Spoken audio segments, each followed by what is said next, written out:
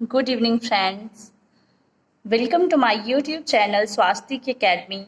दोस्तों, मैं पूर्णिमा पांडे आपका एक बार पुनः स्वागत करती हूँ स्वास्तिक एकेडमी सीटेट संस्कृत में। कई जीत बाकी है, कई हार बाकी है, अभी तो जिंदगी का सार बाकी है। यहाँ से चले हैं नई मंजिल के लिए, यह तो एक पन्ना था, अभी तो किताब बाकी है, अभी तो किताब बाकी है। दोस्तों, आप सभी को रक्षाबंधन की ढेर सारी शुभकामनाएं। आइए देखते हैं आज वर्ण विचार। दोस्तों, हमने फर्स्ट वीडियो में वर्ण विचार का फर्स्ट पार्ट डाल दिए है। आज ये हमारी सेकेंड वीडियो है वर्ण विचार पे। आइए देखते हैं। जैसा कि हमने फर्स्ट वीडियो में बता दिया है कि व्यंजन हमारे 33 होते हैं।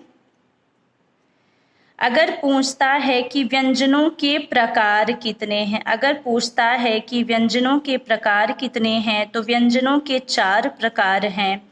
स्पर्श व्यंजन, अंतस्थ व्यंजन, ऊष्म व्यंजन और संयुक्त व्यंजन। और अगर पूछता है कि व्यंजनों की संख्या कितनी है, तो व्यंजनों की संख्या 33 है। स्पर्श व्यंजनों की संख्या 25 है, अंतस्थ व्यंजनों की संख्या 4 है, ऊष्म व्यंजनों की संख्या 4 है। दोस्तों, कभी कभी पूछा जाता है कि व्यंजन जो हमारे 33 व्यंजन हैं वो किन किन को जोड़कर बना है, तो इसमें संयुक्त व्यंजन आता है कि नहीं। दोस्तों, हमारा जो 33 व्यंजन बना है इसमें संयुक्त व्यंजन को नहीं जोड़ा गया है। जितना हमारे माहेश्वर सूत्र में स्वर और व्यंजन अच और हल है उतने को ही जोड़ा गया है। महर्षि पाणिनि के अनुसार स्पर्श व्यंजन, अंतस्थ व्यंजन और ऊष्म व्यंजन को ही जोड़ा गया है। 25, 4, 4 इन्हीं तीनों को स्पर्श, अंतस्थ और ऊष्म व्यंजनों को ही व्यंजन पाणिनि जी ने माना है, जो कि हमारे माहेश्वर सूत्र में है। आइए देखते हैं दोस्तों, वर्ण विचार में अयोग वाह होते हुए भी उसको वर्ण विचार में नहीं जोड़ा गया है। अयोग वाह है क्या? कभी कभी क्वेश्चन बनता है कि अयोग वाह कितने हैं, तो अयोग वाह 4 हैं। महर्षि पाणिनि ने अयोगवाह को भी माहेश्वर सूत्र में गणित नहीं किया है, लेकिन जब हम कोई भी शब्द बनाते हैं, कोई वर्ण बनाते हैं, तो उसमें हमें अयोगवाह की बहुत आवश्यकता पड़ती है। इसलिए अयोगवाह को अलग से गठित किया गया है, अलग से रखा गया है। अयोगवाह हमारे 4 हैं। अयोगवाह का अर्थ होता है योगवाह जिसको वहन किया जाए, योगवाह होता। अयोगवाह जिनका वहन न किया जाए, जिनको जोड़ा न जाए, वह अयोगवाह है। इनकी संख्या 4 है। पहला है अनुस्वार अंग, दूसरा है विसर्ग अह, तीसरा है जिह्वा मूलीय क ख। दोस्तों, अर्ध विसर्ग सदृश जिह्वा मूलीय होता है और अर्ध विसर्ग सदृश ही हमारा उपधमानीय होता है। पहला हमारा अनुस्वार हो गया, दूसरा विसर्ग हो गया, तीसरा जिह्वा मूलीय हो गया और चौथा हमारा उपधमानीय हो गया। अयोगवाह की संख्या 4 है। अनुस्वार, विसर्ग, जिह्वा मूलीय, उपधमानीय। अगर पूछता है कि जिह्वा मूलीय का निशान कैसा है, तो अर्ध विसर्ग सदृश जिह्वा मूलीय और उपधमानीय का निशान है, चिन्ह है। आइए दोस्तों देखते हैं आनुपूर्वी या पदों का अंतक्रम किसे कहते हैं। आनुपूर्वी या पदों का अंतक्रम, किसी भी शब्द में जो वर्ण क्रम से व्यवस्थित रहते हैं उसे आनुपूर्वी कहते हैं। जैसे बालक शब्द दे दिया गया है, तो बालक देखने में हमें एक शब्द लग रहा है, लेकिन अगर हम इसको विभाजित करते हैं तो इसमें 6 वर्ण हैं। ब, आ, ल, अ, क, अ। बालक शब्द में 6 वर्ण हैं। इसी प्रकार से अगर हम राम शब्द को विभाजित करते हैं, राम शब्द को अगर हम आनुपूर्वी या पदों के अंतक्रम में लिखते हैं, तो पहले र, आ, म और अ। इसी को आनुपूर्वी या पदों का अंतक्रम कहते हैं।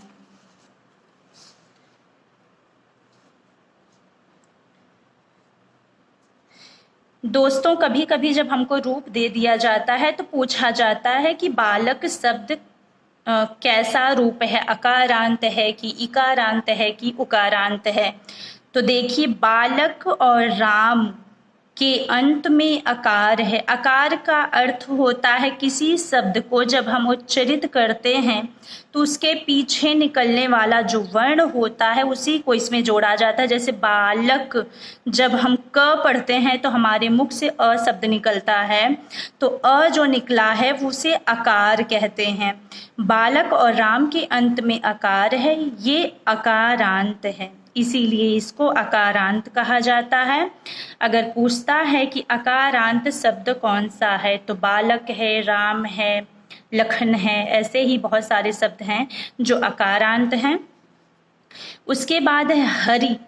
जब हम हरि, कवि, रवि, कपि, ये शब्द जब हम बोलते हैं तो हरि हमारे मुख से ई वर्ण का उच्चारण होता है, हरि। तो ये शब्द जो हैं ये सभी इकारांत हैं, इनके पीछे ई शब्द का, ई वर्ण का उच्चारण हो रहा है, इसलिए इसे इकारांत कहेंगे। इसी प्रकार से है भानु, गुरु, शिशु। यहाँ से हमारे गुरु, जब हम गुरु, शिशु ये सब बोल रहे हैं तो वो शब्द हमारे मुख से ध्वनि कर रहा है, तो ये शब्द जो हैं ये उकारांत हैं। पितृ, भ्रातृ, मातृ आदि। री, देखिए इस शब्द के उच्चारण में हमारे मुख से री शब्द का उच्चारण अंत में हो रहा है, तो ये सभी जो शब्द हैं पितृ, भ्रातृ, मातृ, ये सब शब्द ऋकारांत हैं। इसी प्रकार से राजन, आत्मन, ये सब न वर्ण पीछे लगा है तो ये सब नकारांत हैं, ये सब रूप बनता है नकारांत। कौन सा शब्द है दे देगा, राजन, भानु, पितृ, हरि, तो हमें नकारांत देखना, जिसके अंत में न शब्द, न वर्ण लगा हो वो नकारांत है, जिसके पीछे, जिस शब्द के पीछे री वर्ण लगा हो वो ऋकारांत है, जिस शब्द के पीछे उ शब्द उ वर्ण लगा हो वो उकारांत है। इसी प्रकार से दोस्तों मनस, पयस, यशस, इन सब के पीछे वर्ण जो स दिख रहा है, इसी वजह से इसको सकारांत कहते हैं।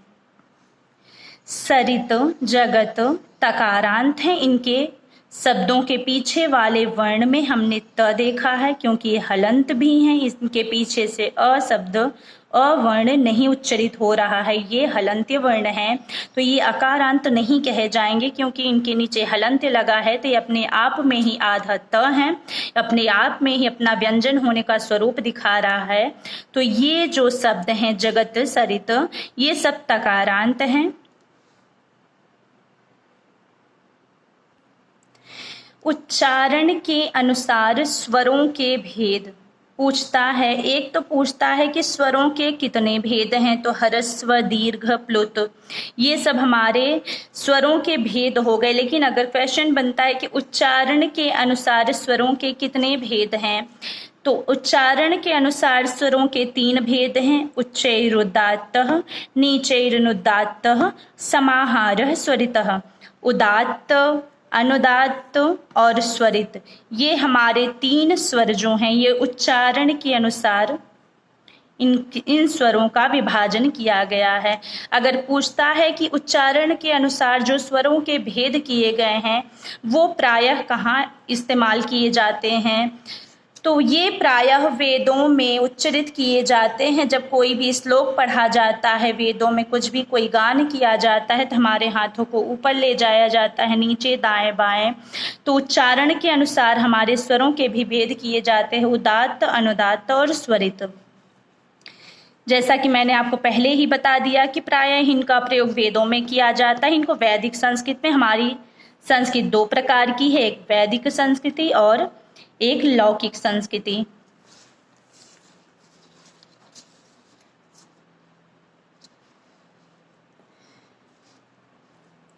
व्यंजनों के भेद, व्यंजनों के प्रकार आपने देखा था, तो स्पर्श व्यंजन, अंतस्थ व्यंजन, ऊष्म व्यंजन, ये सब व्यंजनों के प्रकार थे। अगर व्यंजनों के भेद पूछता है, जैसे व्यंजन हम क, ख, ग, घ इत्यादि पढ़ते हैं, तो जब उसको पढ़ते हैं तो कौन सा ऐसा व्यंजन वर्ण है जिससे हमारी श्वास गति अत्यधिक होती है, हमें अधिक श्वास लेनी पड़ती है, और कौन सा ऐसा वर्ण है जिनको पढ़ते वक्त हमारी श्वास कम लेनी पड़ती है।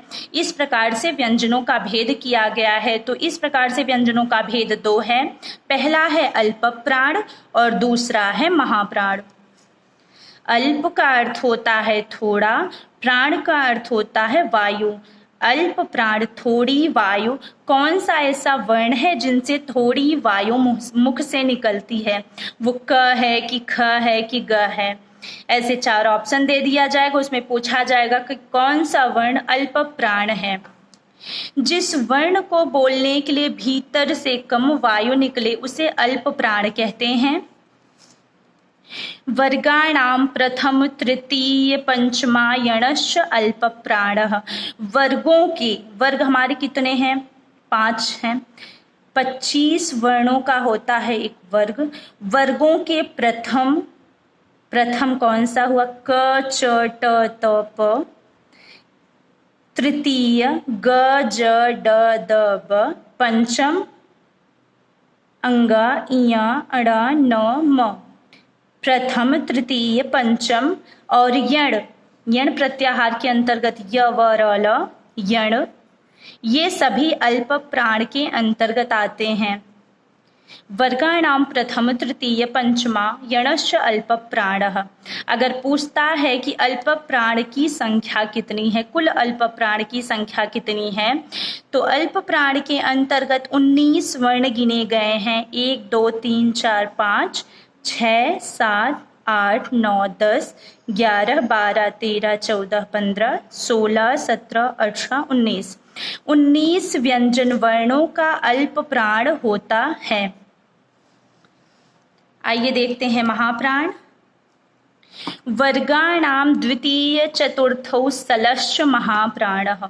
वर्गाणाम द्वितीय चतुर्थौ सलश्च महाप्राणः। जिस वर्ण को बोलने के लिए भीतर से अधिक वायु निकले उसे महाप्राण कहते हैं। जब हम कोई वर्ण बोलते हैं, हमने पहले ही बता दिया कि हमारे मुख से कब कम वायु निकल रही है, कब ज़्यादा वायु निकल रही है, इसके आधार पर व्यंजनों का भेद किया गया है। जो भेद 2 प्रकार का है, अल्प प्राण और महाप्राण। वर्गों के द्वितीय ख, घ, छ, झ, ठ, ढ, थ, ध, फ, भ, ये सब महाप्राण है। सलश्च, सल प्रत्याहार के अंतर्गत श, श, स, ह, ये सभी महाप्राण हैं। अगर इनसे पूछता है कि महाप्राण की कुल व्यंजन वर्णों की संख्या कितनी है, तो 14 है। 14 व्यंजन वर्णों का महाप्राण होता है।